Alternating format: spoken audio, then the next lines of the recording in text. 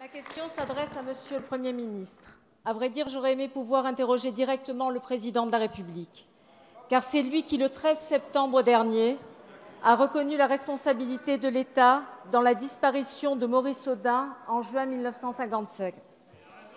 Ainsi, alors que des milliers de soldats de Pied-Noir et de harkis ont tragiquement disparu, il a décidé d'honorer un activiste de l'indépendance de l'Algérie.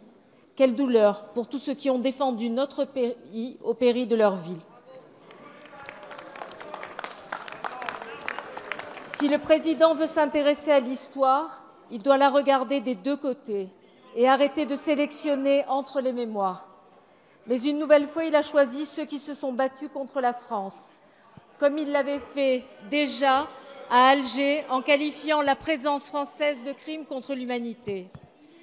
Jeudi dernier, le président n'a pas eu un mot pour les 25 000 soldats français morts durant cette guerre.